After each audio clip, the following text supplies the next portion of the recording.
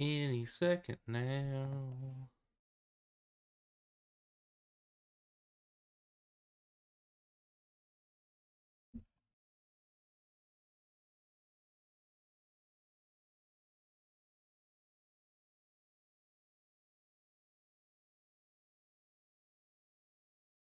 Okay. If anybody's in the chat, will know it.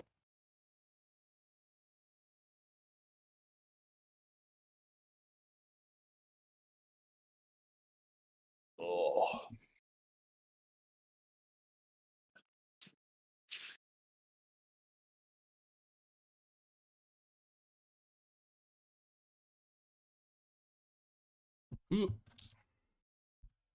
Ooh.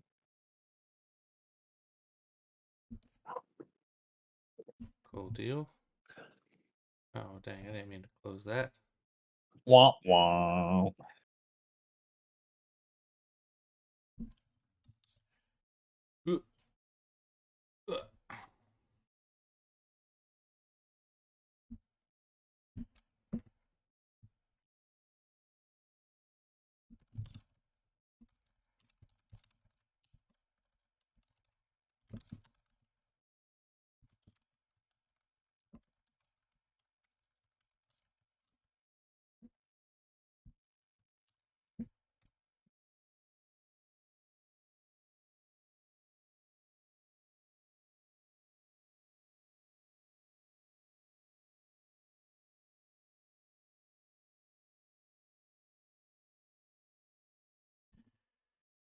Okay. Whew. They wouldn't overpay Zach Wilson. They would if they trade a second and a fourth. That's an overpay for him. I thought you meant like actual money. I'm like, he's not. No. Anybody who pays him over like 10 is an idiot. No, that's like Zach Wilson's barely worth a fourth rounder. And you gotta throw a second round in there too. Dumb. That draft picks for him. I mean, Blake and HMC Daniel love it. They love the idea. Well, yeah, because it'll get him to the South, which makes it easier for Atlanta. Like, at this rate, they might as well just stick with Andy Dalton or Jameis Winston. All right. Give Jameis another chance. We ready? Yes. Let's do it to it.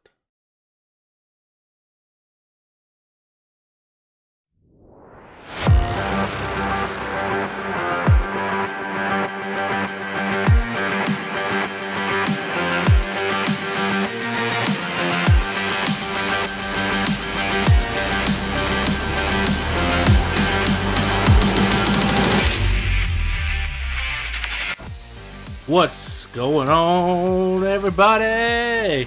2 weeks down, 8 weeks to go. The XFL season keeps on rolling. Welcome back to another episode of Booth Review. As always, I'm your host, Devin Primrose, joined by the Sultan of Spice himself, Mr. Peter Strauss. What is going on, man? I am tired and sore, just like any older millennial should be. There you go. In their life. No, we're renovating my garage to become my office. So maybe in a couple weeks you'll see a different background behind me. We'll see. But so we've been cleaning it out and getting it ready for that, and we own too much stuff. So that's what happens, man. Yeah. When you have a 2-car garage and don't put cars in it, you just fill it with stuff. 100%, yeah. And like I've found that the older you get, you just start accumulating things. Like things just appear that you had no idea you actually owned until you start going through your stuff. It's like, wait, when did this happen? I owned a chainsaw. I didn't know that. Just found a chainsaw in the garage and we were like just cutting up stuff with it. It was great. We're responsible adults. That's how it goes, man. That's the older you get, the more stuff you have, and the harder it gets to move or renovate or any of that. Because you just find stuff and you gotta just get rid of it. It's like, oh, what is this? Toss it in the trash. Done. Unless you're a hoarder and then you just keep everything and you live in mountains and mountains of junk. Oh yeah, no, we're not doing that. We know people and might be related to people who do that, and it's not a good time. Yeah, yeah, So getting ahead of it while we can. yeah. I don't blame you. I don't blame you. Well, we had some good football this weekend. For the most part, there was a one game that was kind of unwatchable, to be honest, because of the weather. It was very hard to see with the cameras not being wiped off and kept rain free. But that's what happens in the weather. That's the way it goes sometimes. And it wasn't too great of a game, anyways, just because the ball is wet, makes life difficult for everybody. But A lot of the other three games were decent. a lot of fumbles. Yeah, yeah. A lot I of mean, listen, fumbles. that's the way it goes. You got to practice your wet ball drills, man. The wet balls. Gotta keep a hold on those things. Yeah. But Surprisingly nice weather here. I don't know about you down in Georgia, but surprisingly nice weather here this weekend. We haven't had nice weather in a while on a weekend. it's So been it's been decent. Today was like the first really nice day in a while. It was nice and sunny. I think the high of like 75. It's a nice like spring day, even though it's about 3 weeks early for spring. But that's how it goes in the South. You gotta get start mowing the lawn again. Yeah, it's getting about that time. I was looking at the yard the other day. I was like, it's getting a little tall. Maybe I should bust out the lawnmower. In February. We probably take better care of our lawn than the turf in the DC game is the same turf from the Super Bowl. Really The rain definitely did not help that, but yeah, it was the same turf. interesting. Interesting. Well, who do you got for your best of the booth this week, man? My best of the booth, despite the weather, is especially in the second half, but the rushing attack of the DC defenders, who, despite having some early fumbles, even in the run game, still managed to rack up 15 points in the fourth quarter. And pretty much all of that was on the ground. You look at their total stats: 42 attempts, 229 yards. That's 5.5 yards per carry, 2 touchdowns. And it wasn't just one guy in on it either. 3 of the 4 rushers, Abraham Smith, Jordan Tiamu, and Raquel Armstead, were all over 50 yards. They had 3 50-yard rushers, and then Derek King, their backup quarterback, got 4 carries for an extra 32. So Yeah, these guys were just running the ball all over the place, and the Vipers just could not keep up. And maybe it was the weather; they couldn't see where the ball was going. yeah.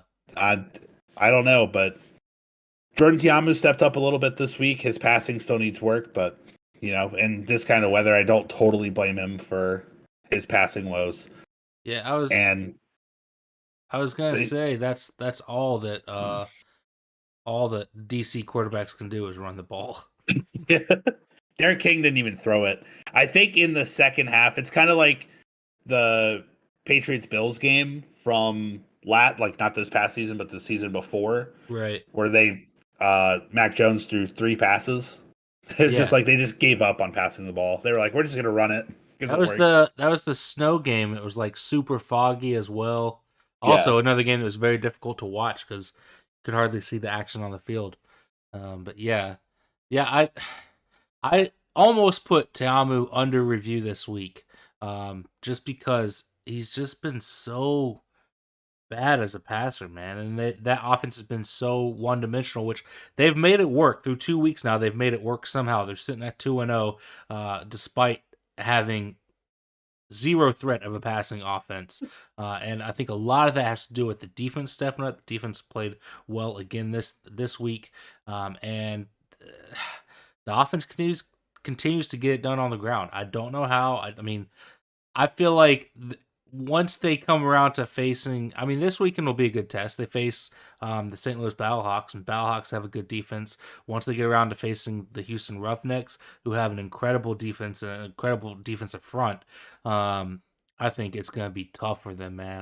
Yeah. I don't see them being able to keep up the one-dimensional offense all season. That's not going to like teams will figure you out. Good teams will figure you out, and if they can stop the rush, you're not going to be able to beat them because you can't throw the ball. There's no threat there.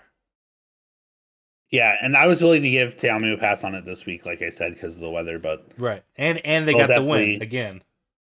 there's 3 2-0 teams, and they're the only one not in my top three for a reason.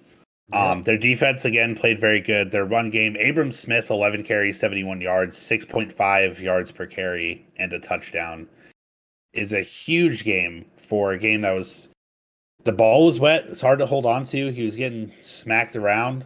Had to Yeah. carry the ball 11 times.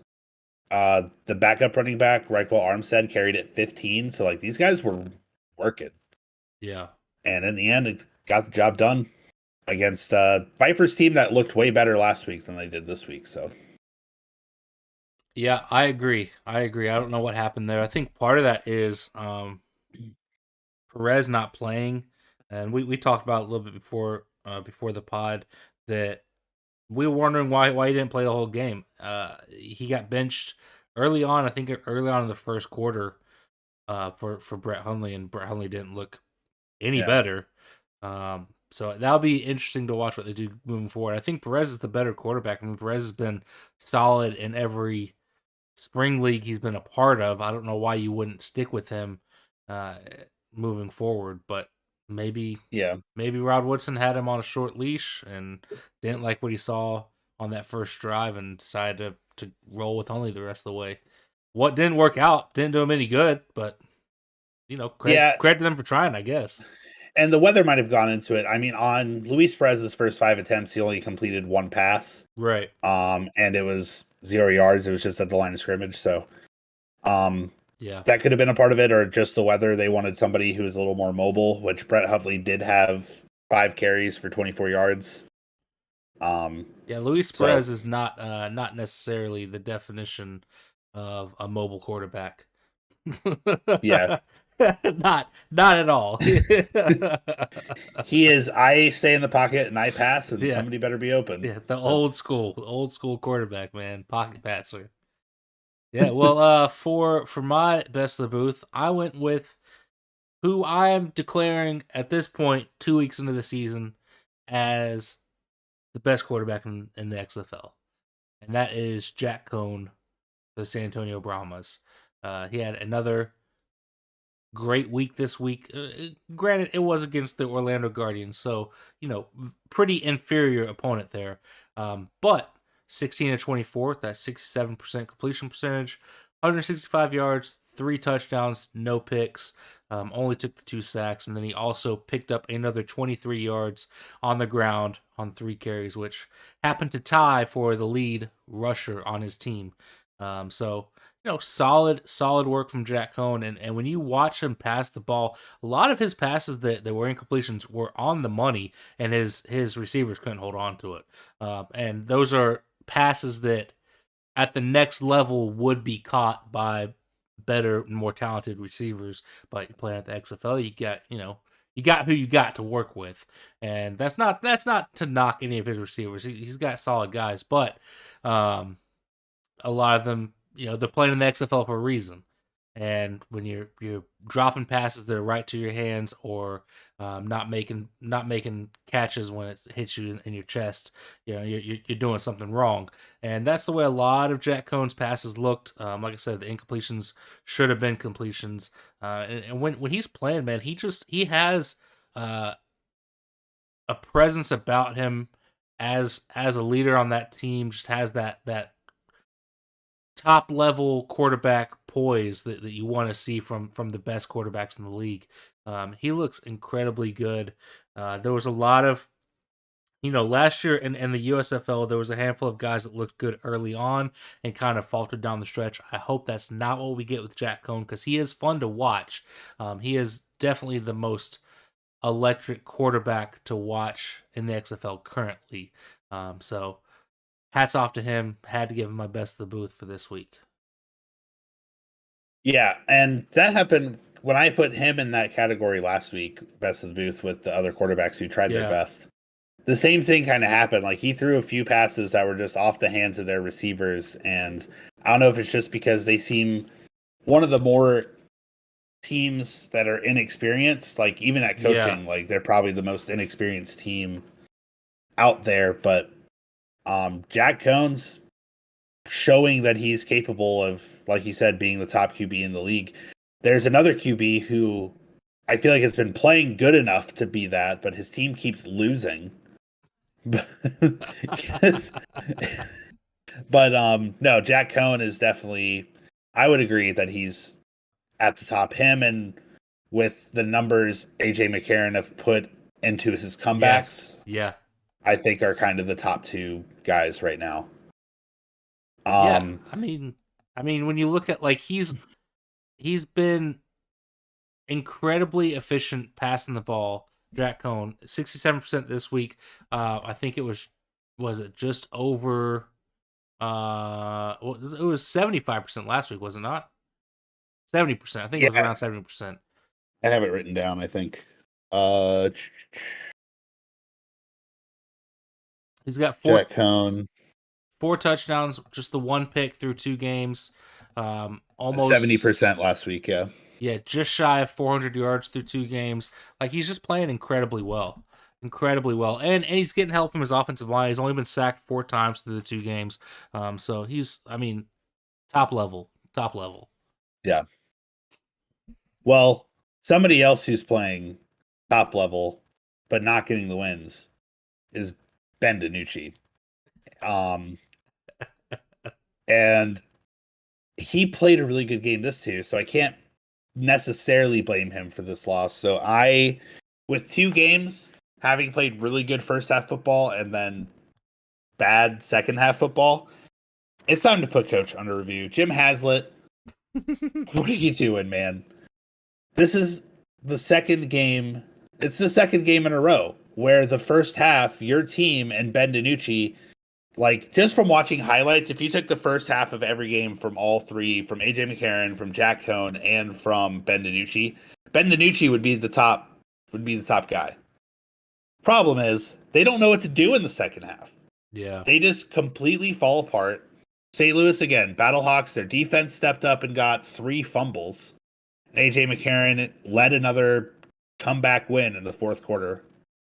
Um, And I just got to think it's like you said last week, his ability to adjust, like him being a younger coach and not knowing what to do in that situation by the time you get there. There's not a lot of games, so they got to learn fast because I don't want to see them waste any more of Ben DiNucci's talent. the nooch.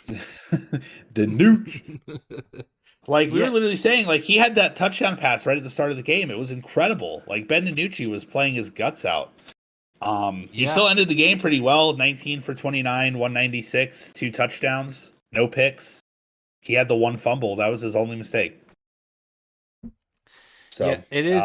It is interesting what's going on with Seattle because that's a team that arguably should be sitting at 2-0 right now, and they're sitting at 0-2 because of self-inflicted mistakes in the last minutes of those games.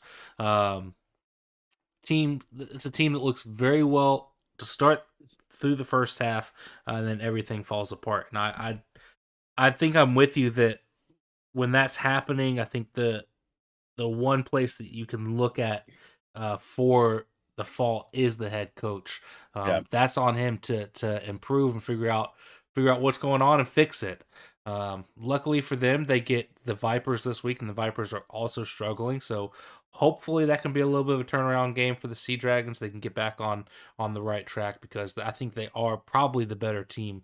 Um, even though the Vipers looked really good a week ago yeah. in a loss. So I don't know. That should be good, man. Those are two teams that both need a win. So hopefully it'll be pretty good. It's just a shame because like it's not just Ben DiNucci too. Like Morgan Ellison was averaging 5 yards a carry, 10 carries for 50 yards. Yeah. Jakir Pearson had himself another great day. Four receptions for 78 yards and a touchdown. Josh Gordon had another big catch. Yeah. They were throwing the ball around. Like, they were playing really well. It was just those 3 fumbles that really turned the game around for them. And it's like they're right there. They're so close. Yeah. They're like the gamblers last year where they just keep finding new weird ways to lose, and hopefully that trend doesn't continue for them because they're playing well enough to where they deserve to win some games. Yeah. So. Yeah, I agree. Well, it's the running theme this week, I think, is head coaches, because I'm putting a head coach under review as well.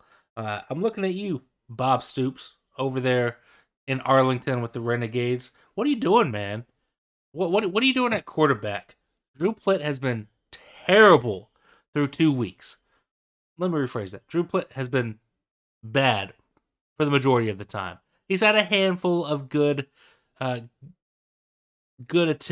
good looks out there, showing some flashes, but for the most part, it's been a lot more bad than good. And you have an all USFL guy sitting behind him in Kyle Sloter. What are you doing? Why are you not at least throwing Sloter out there for a handful of drives a game, seeing what you have, see if you can spark the offense? Because Plitt's not doing it. Through 2 weeks, Drew Plitt has gone 34 of 54, which is good for just over 62%. Not that great. 292 yards, just 2 touchdowns with 2 picks, and he's taken 8 sacks. Like, this is trending in the wrong direction for quarterback play. Throw Sloter out there, see what you have, see if you can spark the offense, because Sloter looked really good for the Breakers last year in the USFL. Again, he was named to the All-USFL team for a reason. He was probably one of the top 3 quarterbacks in the league. I would say he was one of the top 3, at least top in the top half. And Sloter, while he did struggle at times last season in the USFL, he had moments where he threw for 300, 400 yards a game. He also had moments where he threw 4 picks in a game. So the struggles were there for sure, but at least try it. At least see what you have. Every other team, I think, in the XFL, outside maybe the Brahmas, and that's because they have the best quarterback in the league in Jack Cohn currently, I believe every other team has used multiple quarterbacks at this point, or tried multiple quarterbacks. Let me rephrase that. Seattle might not have, and St. Louis might not have, because of how well DiNucci and McCarron have played. But the other ones certainly have. You look at DC. DC's quarterback room has been a mess. Vegas, they've gone through both. Throw them out there. See what you have. Like, that. It can't be any worse than what has happened thus far. Just see what you got. I mean, yeah, if the Guardians can throw out Paxton Lynch and yes. Who else are they throwing out there for half the game every week? Does it even matter for them? Quentin Dormandy. That's right. Yep. What a weird name. Yeah, both of these, like, they're just splitting them, and I don't know if Paxton Lynch is getting benched or if they're trying like a Generals thing where they're trying like 2 different quarterbacks, but I don't know. Like, it does seem silly this early in the season. You're a brand new team. And it didn't really look like they had a really good second quarter, but besides that, like, it didn't look like they were in the game for. I know XFL, you can score more points and get the ball back easier, so comebacks are always seems like they're always an option now. But why even put yourself in that position if you can avoid it? Again, just see what you have. I'm not even gonna sit here and say that Kyle Sloter is going to go out there and light up the field. He might not. He also might. I've seen him do it in the USFL. I saw him do it a handful of times last year in the USFL, where he'd go out there and he'd throw for 300 plus yards, 3 touchdowns, get yourself a win, get out of there with the dub. Try it. Just see what happens. Again, it can't be any worse than what Plitt has given you. Yeah. And you've got to have one of those guys win the battle. And maybe Sloter's looking rough in practice. I get that. I understand that. But as I've said before, I think there is a difference in in-game reps and practice reps. And I think there are certain guys that step up at key moments. They have that competitive edge. And when there's not that competitive edge in practice, they're not going to perform as well.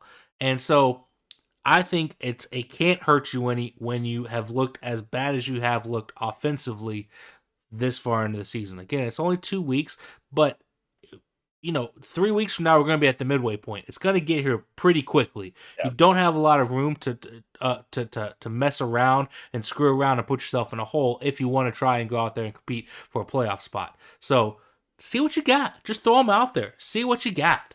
Yeah, especially when no part of your game is working. The rushing game for the Arlington Renegades, they were just held to 43 yards on the ground, 11 tackles for loss. Yeah, from the Roughnecks defense. Let's credit Houston because again, as I've said, Houston has in my opinion, the best defense in the XFL and definitely the best defensive front, and the defensive line has been superb from the Roughnecks. So credit to them for that. They have been excellent. Yeah, and at this point, like, they need somebody with the experience of Slaughter, and I think if they are losing and don't put him out this week, that they just don't care about, like, they just don't care about winning. That's what it feels like. I don't know. Yeah, I don't understand it, man. I don't get it. All right, let me figure out what Luna wants. She wants your love and attention. You want to go outside, Lou? All right, I'll be right back.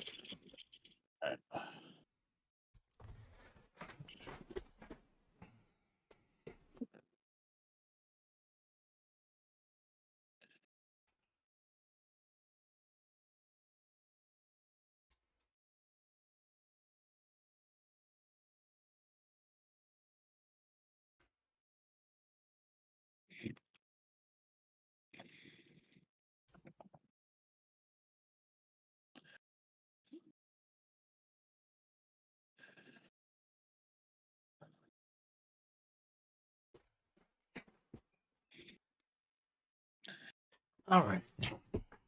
You know who the passing leader is right now in the XFL?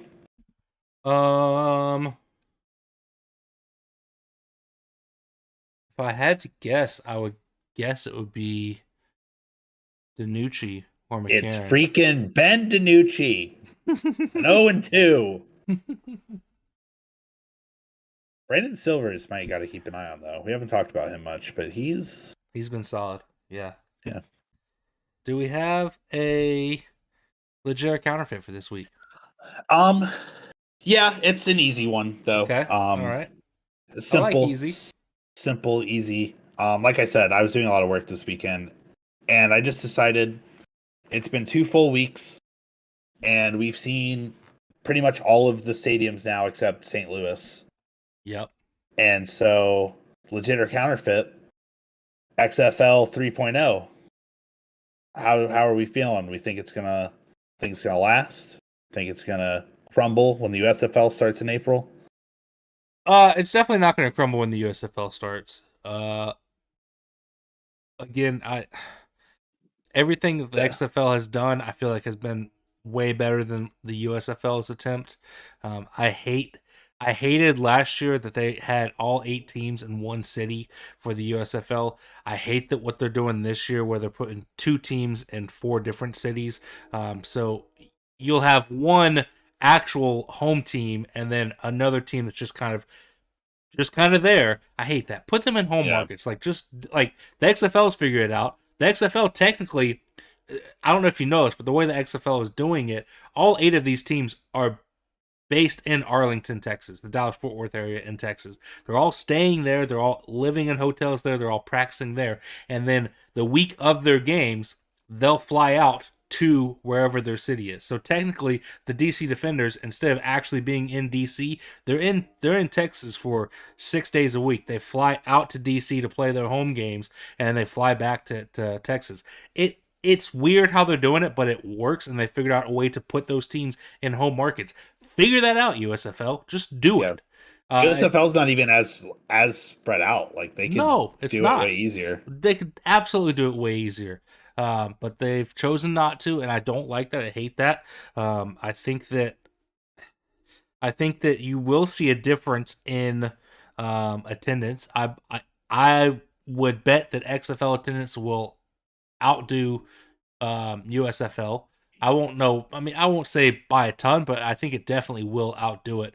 Um, At I least for the games that like if it's because Memphis is one of the host cities, right? So yes, if the Steamrollers aren't playing, then showboats. the Showboats. Why do I keep? Because they're a train. Yeah, Their logo is a train. If the Showboats aren't playing, then like how well is it actually going to do with the Gamblers being the home team? right, right. Or in in Detroit, they have the Panthers, and I want to say the other one is Not in Detroit. Isn't it in Ohio? no. They have a home. The Michigan Panthers are playing in Detroit. That's their home base. They no, yeah, they're playing at Ford Field. It's Right. I is it think the I think it's Generals and the Stars are playing in Ohio? ooh, it could be. It could be. And Which is then dumb. is it that would mean it's the Maulers then in Detroit with Michigan. Either way, like you're putting They don't deserve to play at Ford Field. it's dumb. It's dumb the way that they're doing it. Um but yeah, I think the XFL is better. I think it's going to stick around. The Battlehawks, those fans are ready, man. They sold out the lower bowl of that stadium. So they've had to Ooh, open up the second level. Yeah. nice. Yeah, so that'll be Um, that'll be fun to see whenever they finally get their home game. Week 4, is that what we saw? I think that's what it was. yeah, for Yep. so long for some reason. Yeah. Um, Yeah. So I'm I've saying seen a I'm saying lot legit. more. I've seen a lot more on social media too for the XFL than I ever did for the USFL last year. Like, and I don't know if it was because like the XFL was so popular a few years ago and it's reviving and it's The Rock and all that, but Yeah, I think and I think just there's easier to access too, where it's like if you have ESPN, like you get to watch it. Like, yeah. I mean, I think the fact that they're on ESPN Plus, so as long as you have an ESPN Plus account, which I think costs like $10 a month at this point, um, then you can watch every single game. Doesn't matter. And I think that the fact that it was quite popular 3 years ago, you have a face like The Rock behind it, very likable, huge name. Um, I think there's a lot of things that are pointing the XFL's way. And again, the product on the field is good. Like it's not bad for the most part. There is some not good, and I do think that 3 years ago the product was better, and I don't know why that is. I don't know what would cause that. I feel like I enjoyed all of the games more 3 years ago than I currently do. But I well, don't know. all We'll see. the spring league talent is kind of split. Like, there are a lot of It's guys that came from the USFL back to the yeah, XFL, but there's still some guys that are like, hey, if I can start in the USFL, I'm going to do that. So right. And Kyle Sloter, The go NFL's back. snatched up a couple of guys. So yeah, it's definitely getting dispersed. There are elements of the USFL that I'm excited to see again, such as Case Cookus. I really enjoyed Case Cookus. I'm excited to see him with Philadelphia again. I'm excited to see what's his name, Scooby Wright. He'll be fun to watch again. That's my There's boy. definitely players in the USFL I'm excited to see in year 2, and that is kind of the advantage. If there's one thing that the USFL has over the XFL right now, is that they have players that are still in that league that played last year for those teams. So me being a fan of the Stars, I'll be able to watch Case Cookus with the Stars again instead of him being on another team, which I do think that's a little bit weird for the XFL when you have guys that played 3 years ago that aren't with those same teams. Jordan Teamu being the biggest one. He Yeah, was huge for St. Louis 3 years ago, and now he's playing for DC. And so it's like, as a Battlehawks fan, I guess I don't know how many Battlehawks fans carried over from 3 years ago. But if you did, like now you don't have a guy, you're watching your guy with another team simply because they just redrafted everybody instead of, yeah. what I'm saying? Like it's a little bit weird. But Yeah, if there's one advantage, that is the one that the USFL has. Is you will have certain players that are still will still be on your squad from a year ago. So that'll be fun. Yeah, not Kyle Sloter for me though.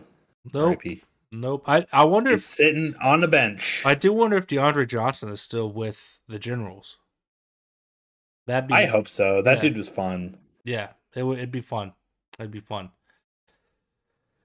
Well, let's do our power rankings real quick. 2 weeks in, things are getting a little bit spicier. We're starting to see who are actually good, who are pretty terrible. Um, who you got in the eighth spot? I think we're probably going to have very similar power rankings this week. Who's in the Yeah, eighth spot for you? the eighth spot did not change. Spoiler alert: it is still the Guardians. I have a friend who lives in Orlando, and he was like, "Man, it's like we finally have a football team, and they suck. Yep. Like, it's Yep. just they can't get anything going for them. They don't know who they want their quarterback to be. Um, and maybe they turn it around. They probably won't. But the only team that's lost by double digits in both games, Yeah. I believe. Yeah, Yep. so Orlando's a mess. They can't do anything offensively. They can't stop anything defensively. It's a mess. I also have them in the eighth spot. I believe I had them in the eighth spot last week as well. Just because they're so bad. There's not much to say about them. There's not much to say about them, and none of it is good. So yeah, absolutely eighth spot. In my seventh spot, I've got the Vegas Vipers. I moved them down quite a bit. I don't remember where I had them last week, but I think I had them in my top four at least. And they have been bumped down to seventh because they looked awful this past weekend. And I don't know how much of that to attribute to the rain, but 2 weeks in a row now they haven't been able to get it done. I'm putting them down in seventh. Who you got there? that's also who I got. They only bumped down one spot for me. I wasn't as hyped on them last week as you were, and I feel pretty good about that decision. Looked awful this week against a team who can't pass the ball. Like Yeah, Like I get that the defenders are really, really good at running it, but it's still when it's the only thing that they can do, you would think you'd I be feel able to like stop it. yeah. Yeah, So yeah, Vipers at number 7. Number 6, as much as I hate I think I'm inadvertently becoming a Sea Dragons fan. And I think it's just because I like rooting for Ben DiNucci. it's the Nooch man. It's the Nooch man. Um I did put the Sea Dragons 6th. I fought with this for a little bit between them and my number 5, and at the end my number 5 team has a win and the Sea Dragons don't. Yep. So that's where I put it to there. The Sea Dragons just need to learn how to play football in the second half of games, and they'll be unstoppable. They'll be unstoppable. They have the passing leader, Yeah. in Ben DiNucci, and they need to make better use of him. Yeah. I feel like I actually feel like we're gonna have the exact same power rankings. Just the way that it's going, what you've said so far. Yeah, I've also got Seattle in the sixth spot, and same reason. The fifth team has a win, and the sixth team does not. Seattle still does not have a win. It's a shame that football games are 60 minutes instead of 30 minutes, because if they were only 30 minutes, Seattle would be 2-0 right now. They look fantastic in the first half of every game they have played, and they just can't figure out a way to get it done in the second half. So until they do that, they're going to be sitting down there near the bottom. In the fifth spot, I've got the Arlington Renegades. Week 1, they didn't look great, but they got the win. They got it done in the second half. I don't know how much of that is Arlington actually being good, how much of that is Vegas falling apart. And then this past week, they ran into a buzzsaw. That's all that I can say is they ran into a buzzsaw, and so they got the loss. And that's why I put them in at the 5 spot. Who you got there? Man, I also have the Arlington Renegades at number 5. Moving down one spot, I had them at 4 last week. Pretty much Renegades, Sea Dragons, Vipers all shifted down one spot for my number 4, who maybe I disrespected too much last week. Maybe I didn't. We'll see in the future. But the Renegades, yeah, just Not a great performance. They're kind of the best of the worst right now, again, because they have a win and the other three teams in the bottom half do not. Yeah. Um, Yeah. but maybe that will change. Hopefully, the Sea Dragons will get some wins, and it'll be a good time. We'll see. That number 4 team, who I disrespected last week, and I'm sorry to their fans. I don't want them to, come to my house and throw lemons at me. The DC Defenders, that rush game and that defense made up for Teamu's lack of passing ability 2 weeks in a row now. And Teamu did run the ball a lot too, so there is some credit to be had there. And he did make some clutch passes when they needed to be made, just not consistently. Yeah. But yeah, DC Defenders 2-0. Played very well defensively and on the ground, and you can't knock them for it when they're undefeated. So yeah, I've also got DC at 4. I still don't have a read on this team. I don't think they're as good as 2-0 says, although they have played fantastic defense. I would say DC might be the second best defense in the league behind Houston currently. They're very good, but the offense has been incredibly one-dimensional, one-sided. It's worked out for 2 weeks. I don't know how long they'll be able to keep it up. So I've got them right there in the middle of the pack at 4. At 3, I've got the San Antonio Brahmas. Again, best quarterback in the league is on that team currently.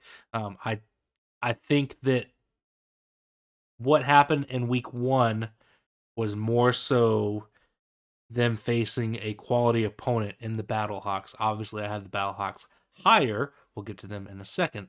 But yeah, I think the Brahmas are a really, really good team that is still kind of figuring some things out. I don't think we've seen the best of San Antonio yet. I think that there's still a lot more potential there, and I think they're better than what they've shown through 2 weeks. But they've looked very good through 2 weeks thus far, and I'm excited for that team. I think they're a lot of fun. yep, I also have the Brahmas at number 3. The Brahmas might have the same problems that the Sea Dragons have in the sense of their second half play, although they did score 14 points in the third quarter this week. Yeah. Against the Guardians. Grain of salt because it is the Guardians, who again have lost double digits in both of their games, the only team to lose by double digits at all. But still, the level of play, especially by Jack Cohn, has been incredible. Hines Ward, keeping his team in it as a former player trying to be a coach. Yeah. They're a cool team. They're a cool young team. They're fun. And they're hungry. Yeah. Yep. Number 2, also the same for me as last week. I have the Battlehawks. Again, opposite of those two teams, really pulls it together in the second half. AJ McCarron leading some incredible game-winning drives. Just hard to bet against that right now. That kind of clutch factor. And he's still up there in the passing leaders, I think. But yeah, that team, just you got to find a way to close them out, and nobody seems to be able to figure it out yet. So yeah, I've also got St. Louis at number 2. Very similar to DC. I don't have a read on this team yet, just because they do struggle so much in the first half of games. They figure it out when it matters, but dang, man, if you could avoid getting to that point and just be aggressive from the jump, get ahead from the jump, and not look back, I would have a lot more faith in this team. But the fact that they continue to put themselves in positions to where they have to come back is worrisome. And so far, again, it's worked out for them. They're 2-0. They're the comeback kids of the league. But just when you're continually putting yourself in spots where you have to come back and work yourself back into the game in general, it's worrisome. So I've got them at 2. The fact that they've been able to win games despite being down is impressive, but I just don't want to see them get down in the first place. So that's that's my big gripe with them. And then number one, obviously, is the Houston Roughnecks. They've dominated in both performances. The defense is incredible. The defensive front, offensive lines across the league are going to have nightmares about this defensive front. And the offensive on the offensive side, Brandon Silver's looking solid. I think he's at this point top 3 quarterback in the league. I'd say, to me, it'd be Jack Cohn. I struggle to not put DiNucci second, because McCarron has been so good when he's had to be, and then I think Silver's is right there with those 3 guys. Yeah. So though, yeah, top half of the league quarterback play, very good on both sides of the ball for Houston. So they're looking like the cream of the crop, top tier team in the league. Number 1, easy pick. Yeah, Silvers is third in passing yards behind DiNucci and I just had it up. McCarron. Actually, no, sorry. Brandon Silvers is second, just 30 yards behind DiNucci. Makes sense. The problem with Silvers is he's not incredibly efficient. He will have some turnovers, so that's the biggest problem there that you gotta watch out for. Yeah, and his completion percentage is a little low at 57%, but when his team is that good, then he can slip up a little bit and still be fine. Yep. We'll see if it hurts him when they play possibly the toughest team so far for them this week, but Yep, definitely. Well, let's put week 2 in the past, turn our attention to week 3, and I say it's time that we get picky with it. Na na na na na na na na. Let's get picky with it. We've been rewatching Harry Potter, so that's what came into my head just now. Well, there you go. I don't plan these. If anybody's wondering at home, I do not plan them. It is, he says, let's get picky with it. And I go, oh, crap. I have to think of a song now. It's what happens every single week. That's fine. So, for whatever reason. Okay, there we go. I found some. Okay. Did you not find any lines? Yeah, the lines aren't on ESPN like they normally are for the games, but I found them. So we good to go.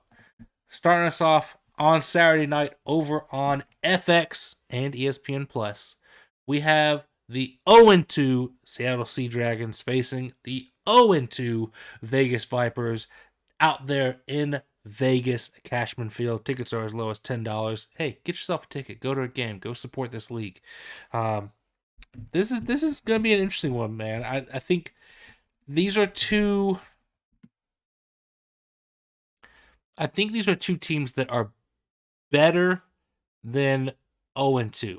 I don't think either. Very similar to last year with the Gamblers, to where like these are teams that are better than having this losing record. I feel like both these teams should have at least one win at this point.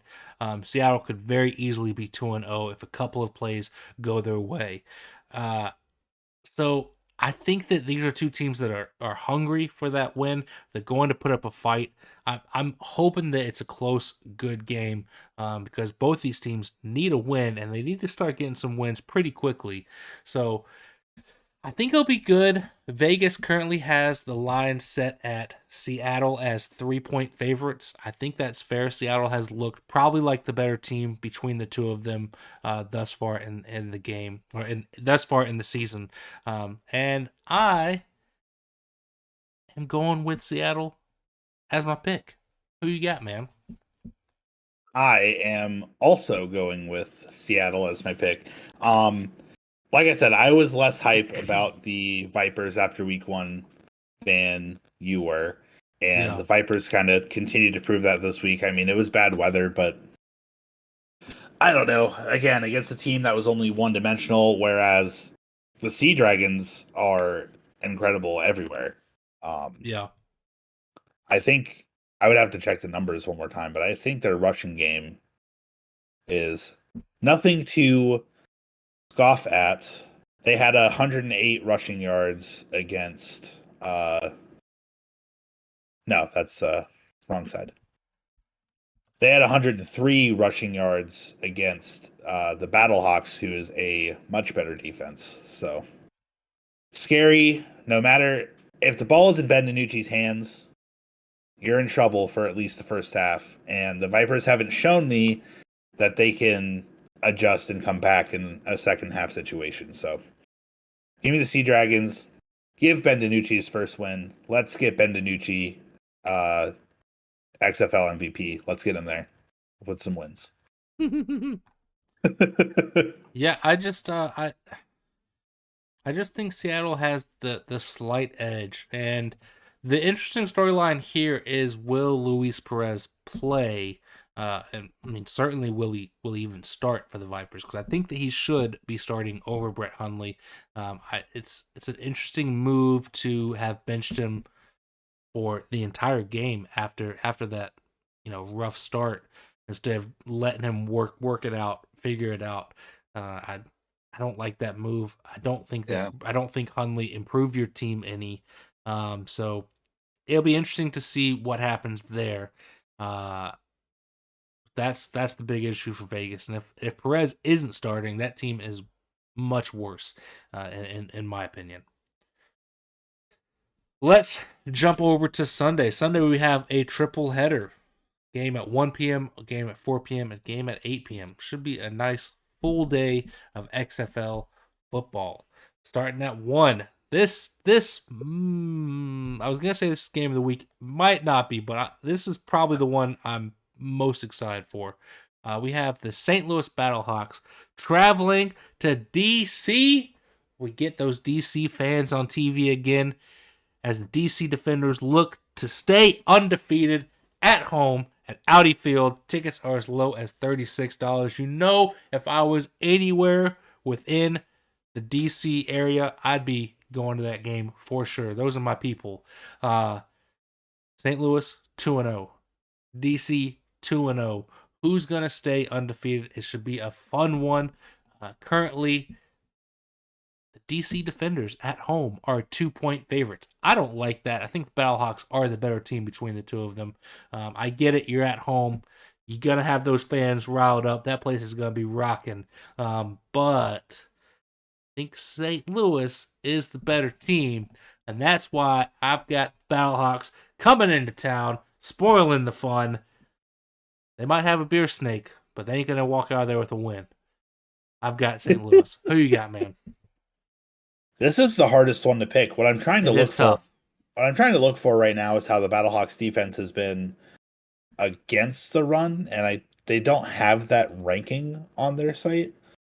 I said last week they gave up 100 yards to the Sea Dragons. The week before, they gave up 133 yards to the Brahmas. So if DC, again, they're not going to be able to rely on the pass game. They're going to have to somehow get this running game going against the Battlehawks to get far enough ahead to where AJ McCarron can't be Magic McCarron and work his way back. I think the Beer Snake is going to be happy this week. It's in DC. So let's have some fun. I'm going to take your DC. Can you hear me? Yeah. Okay. Interesting. Did I cut out? No, it pops up saying that the OBS disconnected, and then it reconnected just fine. So, whatever. We're still live, so yep, as far as I can see. Should be good. Let me just make a little note of that. Yeah, I think it's gonna be a good game. I'm excited for that one. I think it'll be a lot of fun. A lot of fun. Let's head on out to Arlington, where we have the 0-2 Orlando Guardians trying to get a win on the road against the Arlington Renegades. Tickets for this game are as low as $33, which is the second most expensive game of the weekend, which is kind of interesting because these are two of the worst teams in the league, in my opinion. If you're interested in betting on the game, the Arlington Renegades are 9.5-point favorites, which is, I think, the biggest line of the season thus far. I mean, and probably rightly so because Orlando's been that bad. But I don't know if Arlington can outbeat them by 10 points. I don't know. The Orlando Guardians have lost by that line 100% of the time so far this season. So that is honestly, true. It's a sure bet. This is actually a betting show, and this is gambling advice for all of you gamblers out there. I am not the USFL fans, but like actual gamblers. Listen, I'm barely confident that Arlington can even score 10 points. So the fact that they're favored by 9.5 over the Guardians would be a little worrisome to me. You would not find me putting money on the Renegades in that situation. However, I am picking them to win. I don't know by how much, but I would bet that it's not going to be by 9.5 points. Who you got, man? I wish that I could find a reason to pick the Guardians to win. Just to be different. But there's not. Yeah, there's not. That. There's nothing. They can't pick a quarterback. They can't play defense. They can't play offense. Yeah. They can't run the ball. Yeah. Just make it quick, Arlington. That's all I ask. Just make it quick. Yeah, be merciful and just put them out of the misery early and call it a day. Yeah, just be done. Don't make me stay awake the whole game. Let me nap a little bit. It is the afternoon game, so you got that nice little afternoon time. Take a little snooze. Oh, yeah, that's the perfect time. Perfect time. Well, capping off the weekend, Sunday night. Battlehawks Defenders is going to be really good. I don't know which one I'm more excited for, that one or this one, but at 8 p.m. over on ESPN2, we have Hines, Ward, and the San Antonio Brahmas heading on down to Houston to take on the 2-0 Houston Roughnecks. Currently, the Roughnecks are 4.5-point favorites at home. That's a smidge high. The Roughnecks have looked very, very good, but I think they're going to have their toughest test in this Brahmas team.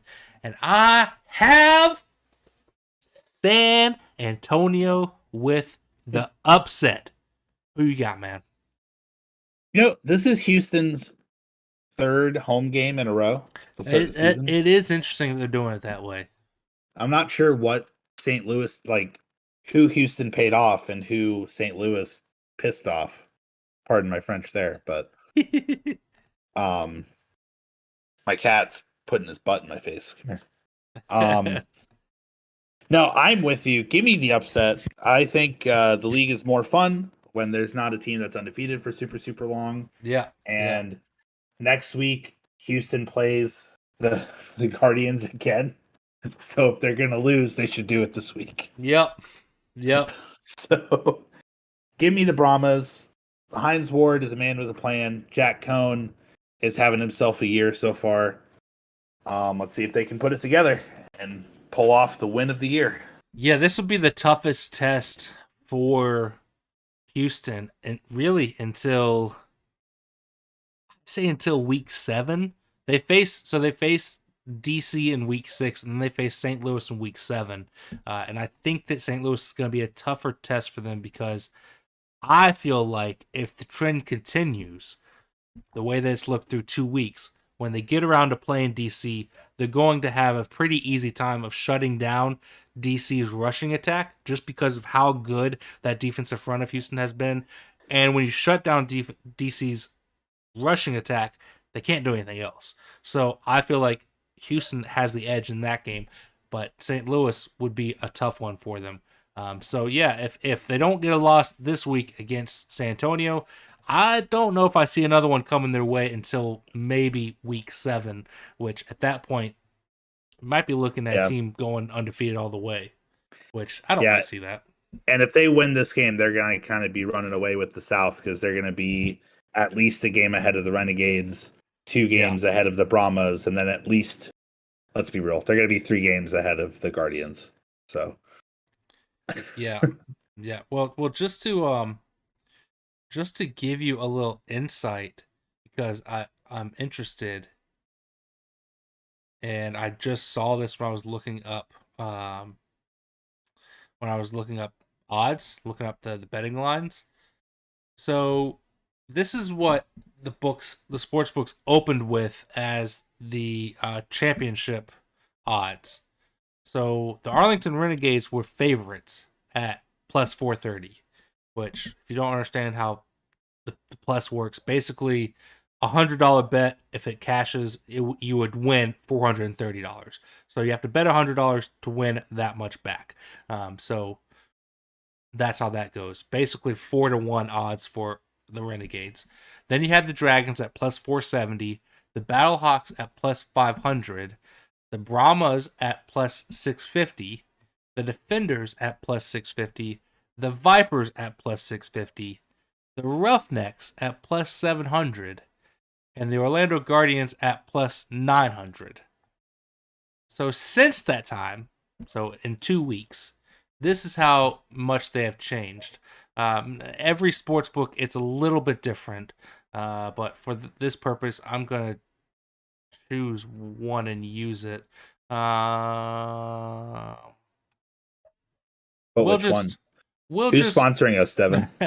we'll just use the DraftKings sportsbook. That'll be the easiest one to use. So the favorite currently to win is the DC Defenders at plus 275, Really? which is interesting. Then you have the Houston Roughnecks at plus 330. There is one sportsbook that still has them at plus 700. Then you have the Battlehawks at plus 350. Then the Renegades at plus 650. The Vipers at plus 750. The Brahmas and Sea Dragons both at plus 800. Which, if I was you, I might be putting some money on the Brahmas.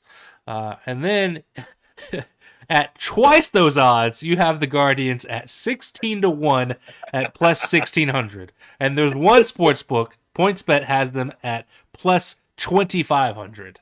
Jeez. Because that's how bad the Guardians have looked. And for reference, Yeah. PointsBet has the Defenders also. The Defenders and the Roughnecks both at plus 300.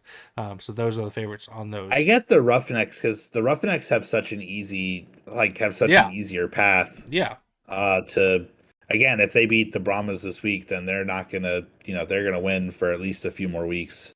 Maybe the Sea Dragons can give a run for their money, but yeah, it's weird across the board. The favorite is either the Roughnecks or the Defenders. Those are the ones that are the top two, which is I just don't get how you can put the Defenders so high when they can't pass the ball. I don't know, but I don't know. Just wearing the defenses out, I guess. Yeah, just up to their name. Just a little interesting little nugget that I found while searching the interwebs. Yeah. So official betting advice from Booth Review: pick the Brahmas to win it all, and pick the Renegades to beat the Guardians by 9.5 points. I mean, listen, I like the way the Brahmas have looked through 2 weeks. I feel good about that team, and if they get the win on Sunday night against the Houston Roughnecks, I mean, I would definitely be putting some money on them. And at plus 800, you might want to jump on that now versus a week from now because those odds should go down. I would say they would probably go down to probably around the plus 600, maybe even plus 500 territory, because that would be a huge win. And then obviously that head-to-head matchup is this weekend, so you got to bet on that this week. So just all your life savings, just those two lines this week. Yep. Well, as always, we appreciate you tuning in and listening to us jibber jabber about this spring league that a lot of people want to call pointless and irrelevant, and who cares? But we care because it's football and it's fun, and we appreciate you tuning in. If you're watching us on YouTube, thank you for hanging out.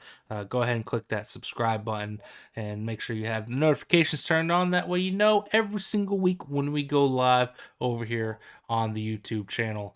If you are listening to us on Spotify, Apple, Google, Pandora, however you are consuming this podcast, we appreciate it. We thank you, and we love you and are happy to have you along for the ride with us. And as always, I believe that's that. Ciao. Oh god, he's attacking me. I'm dead. Just leave that in with no context for the audio. Yeah. For the audio